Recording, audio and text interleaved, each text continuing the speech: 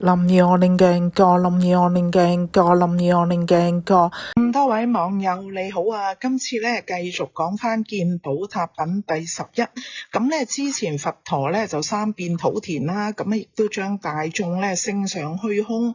咁喺呢度咧就係三顧勒孫，即係講咗3次，希望自己咧不久嘅將來入涅槃咧。多謝大家訂閱、分享同埋撳鐘仔啊，嚟到呢一個頻道。都係弘揚法華經功德無量啊！林兒我練鏡個，林兒我練鏡個，林兒我練鏡個。而呢個法華經咧係付囑俾邊個咧？咁而家聚眾咗咧無數咁多個諸佛分身咧喺度咧，都係希望講出咧令法久住。咁而喺末法能夠講出法華經咧，亦都係六難九易嘅。咁今次咧我哋學到邊一句經文咧？原文咧就喺見寶塔品嘅416頁。咁佢咧就話：而於其中，此經第一，若有能持，則持佛身。咁即係話咧，佢話咁多個經典佢講過當中咧，就以呢一部《法華經》係第一嘅。如果有人能夠受持咧，就等同於受持佛身一樣啦。咁今日咧寓意口傳咧就去到咧第13件事，若有能持，則持佛身。林兒我練鏡個，林兒我練鏡個，林兒我練鏡。咁原文咧就喺775頁。咁大聖人咧喺寓意口傳云啦：奉持法華經者，信持我身為佛身也，則知一字生佛不異也。咁即係話咧，能夠受持呢一個法華經咧，咁本身咧就係佛啦。咁你在生嘅時候係生佛啦，死嘅時候咧亦都係佛嘅，所以不異咧就係生死不異嘅意思。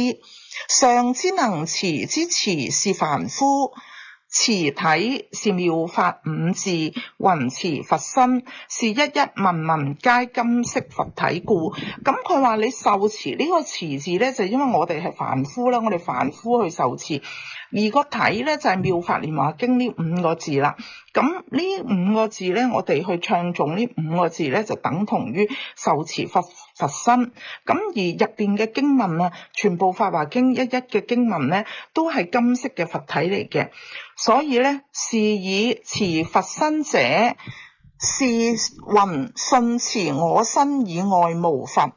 理即凡夫與究竟即知佛是無異也，即自是即故初後不異之故也。咁呢度咧就係講咧，我哋受持呢一個嘅身體咧，即係我哋嘅心咧，體以外咧係冇佛嘅，因為我哋本身就係佛啊嘛，所以唔係要向外去求啲乜嘢噶。而理咧即凡夫與究竟咧，即是佛之無異啊！即係其實咧，我哋凡夫同佛咧係冇分別嘅。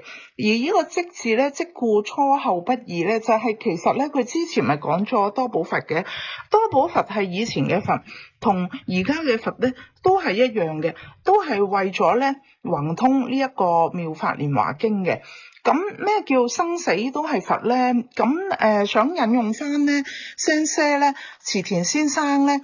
之前啊，喺呢一個日本熊本大地震咧，佢嗰個嘅指導啊，因為呢一個特大嘅災害啦，咁你突然間可能好多人去旅行都會咁啱遇到呢一個地震啦。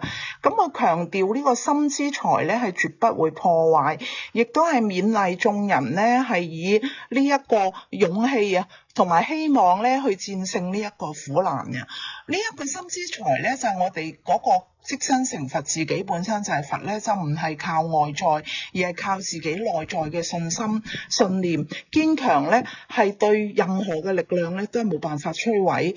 同埋咧，亦都係唔好氣餒啦，同埋要保持明朗啊！即使遇到任何突如其來嘅打擊，亦都唔好話好悲傷啊，或者絕望，一定係以開朗明朗咁樣去活下去，就好似太陽一樣，要胸懷勇氣啦。同埋咧，呢一啲苦難嘅挑戰咧，都視為係錘煉呢個生命啊，奠定未來永遠幸福嘅基本嘅。咁同時咧，大家咧亦都係互相鼓勵啊，同埋同志大家一齊咧互相去支撐，發揮呢個人道主義嘅精神啊。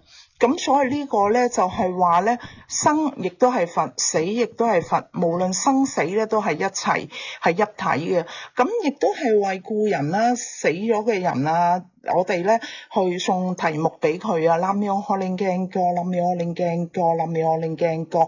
大聖人咧都講過啦，只要受持佛法咧，就一定可以變毒為藥啊！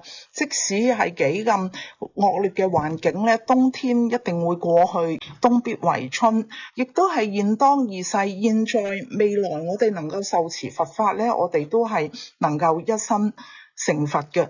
咁以前有咩災情咧？其實咧，當地嘅會館咧就會即刻變成呢個災難嘅即係庇護所啊！同埋咧，亦都係咧，大家咧好多義工啊，即係其實大家都好自發，因為日本已經經歷過無數咁多次地震，即刻咧都係會互相守望相助。人生咧亦都係好似一個戰鬥啦，要獲得幸福而戰咯。咁所以呢個咧就除咗唱念南無妙法蓮華經之外咧，並無其他遊樂。所以咧，無論遇到咩困難或者生命啊，遇到咩大病，或者甚至乎而家失業冇嘢做，又或者你去旅行曾經親身經歷過地震都好啦，只要你冇死咧，咁你都係能夠得到幸福㗎，所以呢個咧就係一生成佛啦。林義我念鏡歌，林義我念鏡歌，林義我念鏡歌。多謝大家訂閱、分享同埋撳鐘仔啊！嚟到呢一個頻道，都係弘揚法華經，功德無量啊！林義我念鏡歌，林義我念鏡歌，林義我念鏡歌。以上。